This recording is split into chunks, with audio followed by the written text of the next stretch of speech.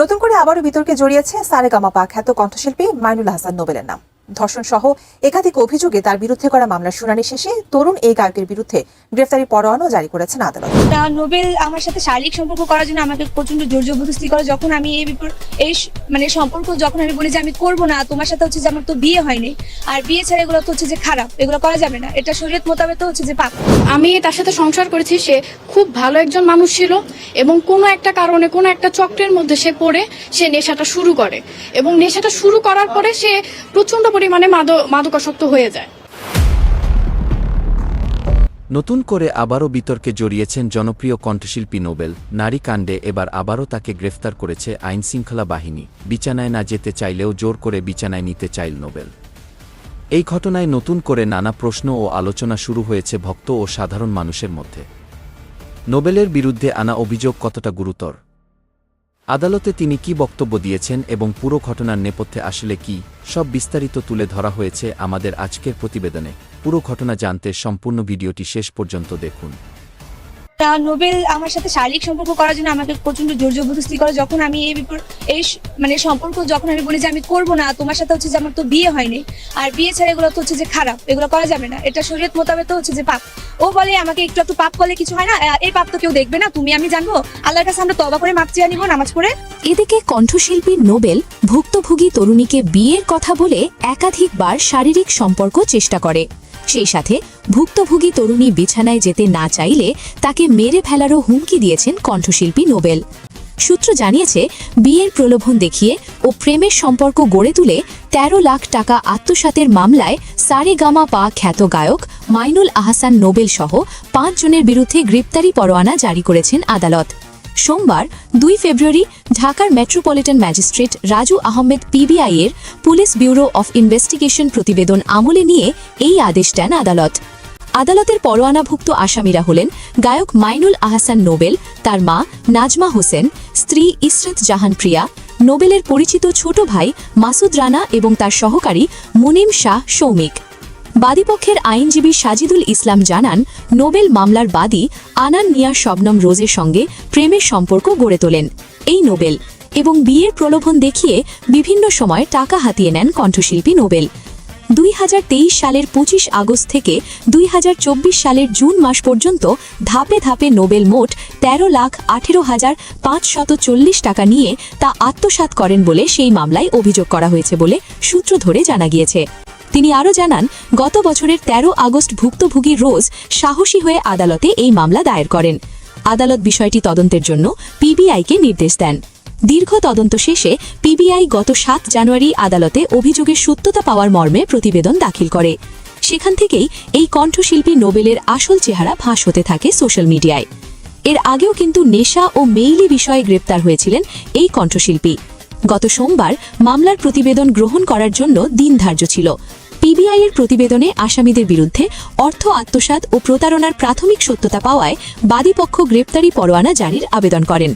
আদালত শুনানি শেষে আবেদন মঞ্জুর করেন এবং ৫ আসামির বিরুদ্ধে গ্রেপ্তারি পরোয়ানা ইস্যু করেন।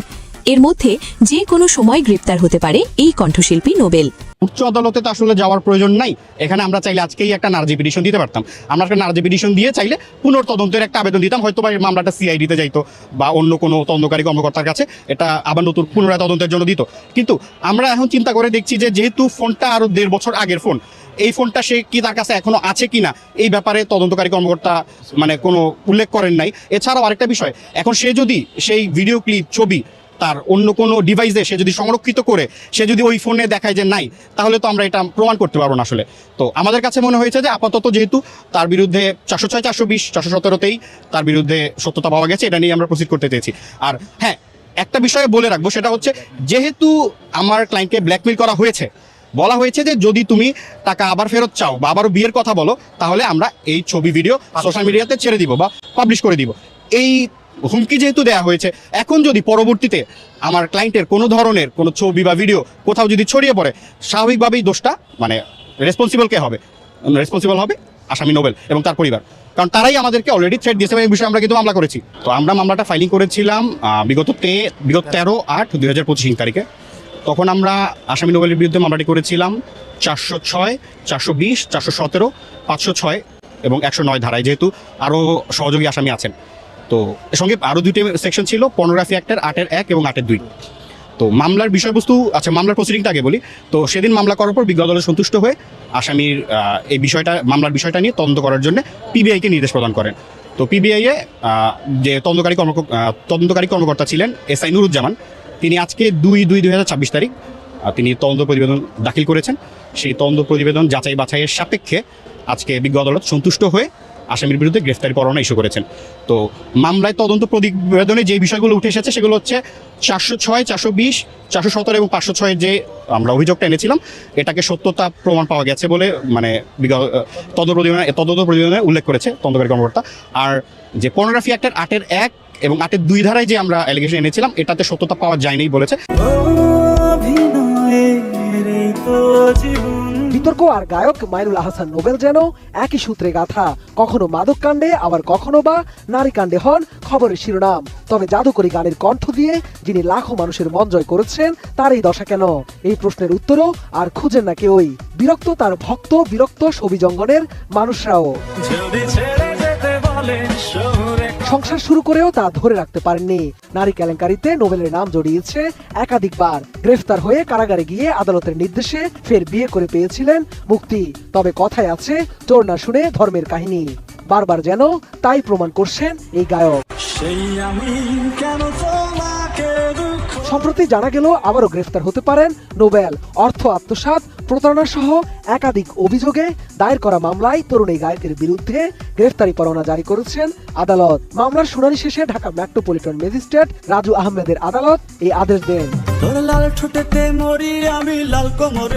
যদিও কারাবাসের ঘটনা আলোচিত সমালোচিত এই শিল্পীর জন্য নতুন কিছু নয়। বেফাঁস মন্তব্য ও নানা বিতর্কিত কাণ্ডের জন্য পরিচিত নোবেল আগেও গ্রেফতার হয়ে কারাবাস করেছেন। এবার যদি গ্রেফতারও হন, তাতে কেউ অবাক হবেন না, এমনটাই দাবি নেটিজেনদের। এবার তার বিরুদ্ধে গ্রেফতারি পরোয়ানা জারি করা এই মামলার বাদী ভুক্তভোগী নারীর অভিযোগ, নোবেল বিভিন্ন সময় তার গোপন ছবি তুলে সেগুলো ব্যবহার করে তাকে ব্ল্যাকমেইল করতেন। এক পর্যায়ে পারিবারিকভাবে নোবেলের সঙ্গে তার বিয়ের উদ্দেশ্যে এঙ্গেজমেন্টও হয়। তবে শারীরিক সম্পর্কের জন্য নোবেল চাপ সৃষ্টি করলে তিনি তাতে সম্মতি দেননি।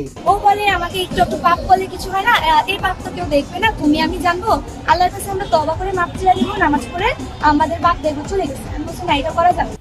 তো প্রিয় দর্শক, এতক্ষণ আমাদের সাথে থাকার জন্য আপনাদের অসংখ্য ধন্যবাদ। আর হ্যাঁ, আজকের এই উক্ত বিষয়টি হতে আপনাদের কি মতামত তা অবশ্যই আমাদের কমেন্ট করে জানাতে ভুলবেন না। আর হ্যাঁ, আপনি যদি আমাদের এই চ্যানেলে নতুন দর্শক হয়ে থাকেন, তাহলে অবশ্যই আমাদের এই চ্যানেলটি সাবস্ক্রাইব করে বেল বাটনটি অন করে রাখবেন। আজকের মতো এখানে বিদায় নিচ্ছি, দেখা হচ্ছে পরবর্তী কোনো একটি ভিডিওতে। ভালো থাকবেন সবাই, ধন্যবাদ সবাইকে।